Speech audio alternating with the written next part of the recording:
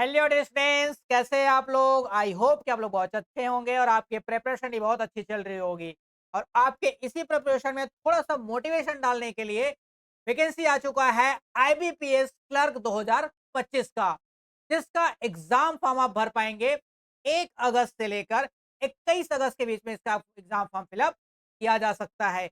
कौन लोग इसका एग्जाम फॉर्म फिलअप कर पाएंगे? तो ध्यान से सुनिए कि कौन लोग हैं जो इसका एग्जाम फॉर्म फिलअप कर पाएंगे। सबसे पहली बात तो आपकी जो एज है वो 20 साल से लेकर 28 साल के बीच में होना चाहिए। और दूसरी बात, आपका जो क्वालिफिकेशन है उसमें ग्रेजुएशन पास हो चुका होना चाहिए। ये 2 क्राइटेरिया है जिसमें आप एग्जाम फॉर्म फिलअप कर पाएंगे। सबसे पहली बात बताओ सर कि कितनी वैकेंसी आया है? तो वैकेंसी आया है 10,277 पोस्ट आया है। इनमें बहुत सारे ऐसे बैंक है जिन्होंने अपना डिटेल वैकेंसी के बारे में अभी आपको क्लियर नहीं किया है। मतलब ये वैकेंसी क्या होना है, बढ़ने वाला है, इस बात का ध्यान रखेंगे। आईबीपीएस क्लर्क, समझ में आया? आईबीपीएस क्लर्क में टोटल 11 बैंक शामिल होते हैं। कौन कौन से वो 11 बैंक शामिल है? तो ध्यान से सुनिए। कैनरा बैंक आता है, बैंक ऑफ बड़ौदा आता है, बैंक ऑफ इंडिया आता है, यूको बैंक आता है, सेंट्रल बैंक ऑफ इंडिया आता है, पंजाब नेशनल बैंक आता है। ऐसे करके 11 बैंक इसमें शामिल होता है। अगर इसके एग्जाम पैटर्न की बात किया जाए तो इसके एग्जाम पैटर्न में जो लिया जाता है वो है, सबसे पहले आपका प्रीलिम्स लिया जाएगा, फिर उसके बाद आपका मेंस लिया जाएगा और फाइनली आपको मेंस के बेस पे आपका मेरिट लिस्ट बन जाएगा। उसके बाद आपका सिलेक्शन फाइनली हो जाएगा। कुछ और बातें इसमें चेंजेस किए गए हैं, उसको बहुत ध्यान से सुनिएगा।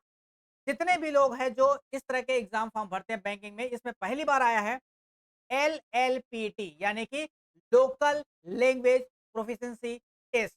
ये इसको इंक्लूड किया गया है। जैसे हम लोग क्या करते हैं, जैसे हम लोग छत्तीसगढ़ वाले हैं, तो छत्तीसगढ़ में लैंग्वेज क्या चलता है भाई? हिंदी चलता है या इंग्लिश चलता है। अगर वहीं पर चले जाओ तमिलनाडु में तो तमिल चलता है। उसके नीचे हो जाओ आंध्र प्रदेश वगैरह में तो तेलुगु चलता है।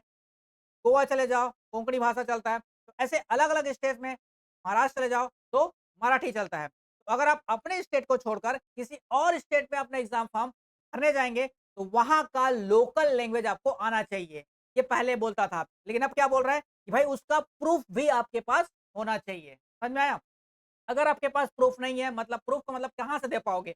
प्रूफ दे पाओगे आप लोग कहाँ से? कि आपके मार्कशीट में कहीं मेंशन है कि आपने इस लैंग्वेज को आपने पढ़ा है या नहीं पढ़ा है। इस तरह के अगर आपके मार्कशीट में मेंशन होगा तभी वो मानेगा कि आपको वो लैंग्वेज आता है। अगर नहीं आता है फिर भी आप वहाँ से भरना चाहते हो तो आपको एक छोटा-सा टेस्ट दिलाना पड़ेगा जिसका नाम है एलएलटीटी। तो ये बड़ा बदलाव देखने को मिला है बैंकिंग की तरफ से। समझ में आया? साथ ही दूसरा बड़ा बदलाव क्या लेके आए हैं? दूसरा बड़ा बदलाव जो लेके आए हैं वो है कंप्यूटर टेस्ट। कंप्यूटर टेस्ट लेके आया है। जी हाँ, पहले क्या बोलता था कि भाई आपको कोई भी कंप्यूटर का नॉलेज होना चाहिए, ठीक है? सिर्फ नॉलेज बोलता था, लेकिन अब इसके डेट में क्या चेंजेस कर दिया गया? अब ये चेंजेस कर दिया गया, सिर्फ नॉलेज नहीं, आपको प्रूफ करना पड़ेगा कि भाई आपने कभी ना कभी, किसी ना किसी टाइम में आपको कंप्यूटर नॉलेज है, यानी कि उसको प्रूफ बाय सर्टिफिकेट से करना पड़ेगा। जैसे ज़रूरी नहीं कि आपको डीसीए ही करना हो, ज़रूरी नहीं है कि आपको पीजीडीसीए ही करना हो। ठीक है? ये ज़रूरी नहीं है। लेकिन कभी न कभी आपने जैसे स्कूल में हो गया, 8th क्लास हो गया, 10th क्लास हो गया, 12th क्लास में हो गया कि वहाँ पर आपका एक सब्जेक्ट रहा हो कंप्यूटर का, तो अगर आपके मार्कशीट में वो मेंशन है, तब भी आप इसका एग्ज़ाम फॉर्म फिल अप कर पाएँगे। समझ में आया? तो अभी आपके डेट में क्या होगा कि प्रूफ माँग रहा है। ऐसा नहीं कि आपने बता दिया कि मेरे को बस कंप्यूटर का नॉलेज है, तो उससे काम नहीं चलने वाला, आपको प्रूफ देना पड़ेगा। समझ में आया? अब चलते हैं इसके सिलेबस के बारे में। तो सिलेबस में कोई चेंजेस नहीं किया गया है। इसमें है आपके सबसे पहले प्रीलिम्स जब दिया होगा तो मैथ्स आएगा, फिर रीजनिंग आएगा, फिर इसके बाद क्या आ जाएगा आपका इंग्लिश आ जाएगा, ठीक है? वहीं जब आप मेंस में जाते हो, तो मेंस में थोड़ा-सा चेंजेस क्या किया गया इसमें?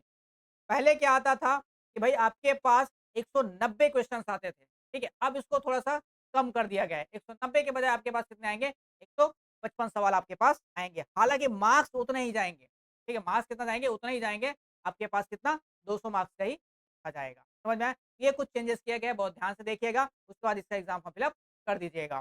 ठीक है? समझ में आया? आई होप कि ये पूरा नोटिफ़िकेशन आपको अच्छे से समझ में आ गया होगा। आराम से, ध्यान से आप सॉरी क्या बोलता हूँ, आराम से ध्यान से क्या करिएगा, आप एग्ज़ाम फॉर्म फिल अप करिएगा। ठीक है? मिलते हैं हम लोग नेक्स्ट वीडियो में एक नए नॉलेज के साथ। ठीक है? नए इन्फॉर्मेशन के साथ। Thank you.